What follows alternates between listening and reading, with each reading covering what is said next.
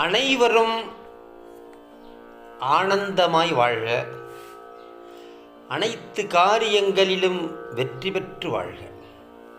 மனித சமுதாயம் வெற்றி பெற்று நோயின்றி வாழ்வாங்கு வாழதான் எண்ணற்ற சித்தர்கள் தோன்றினார்கள். அந்த சித்தர்களில் முதன்மையானவர் அகத்தியர். அந்த அகத்தியர் பிறந்த நட்சத்திரம் ஆயில்ய நட்சத்திரம்.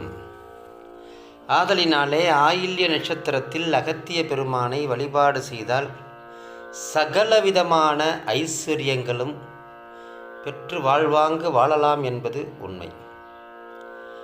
ஆயில்ய நட்சத்திரம் கடகராசியை சேர்ந்தது. கடகராசி பூசம், புனர்பூசம், ஆயில்யம், இந்த 3 நட்சத்திரமும் இணைந்தது கடகராசி.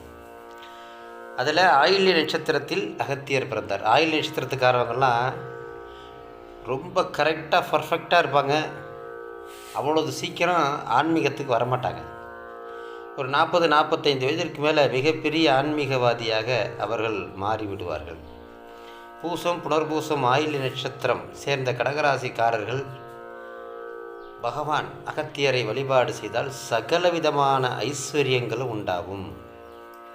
நமது கல்யாண காளீஸ்வரி சித்தர் பீடத்திலே அகத்திய பெருமானை பிரதிஷ்டை செய்து சிறப்பு பூஜைகள் நடத்தி வருகின்றோம். உங்கள் திருக்கரங்களாலே நீங்களே அகத்திய பெருமானுக்கு அபிஷேக ஆராதனை செய்யலாம். பால் அபிஷேக ஆராதனை செய்து வழிபாடு செய்யலாம். ஒவ்வொரு மாதமும் ஆயில்ய நட்சத்திரம் கடகராசியிலே இந்த பூஜை நடைபெறுகின்றது.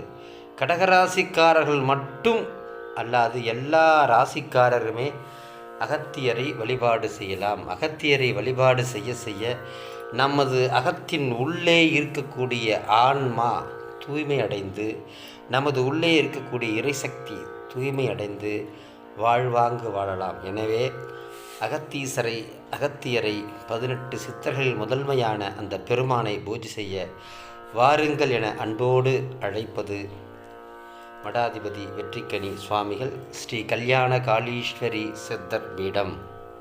அனைவரும் வருக. ஸ்ரீ கல்யாண காளீஸ்வரியின் அருளோடு அகத்தீசர் அருள் பெறுக.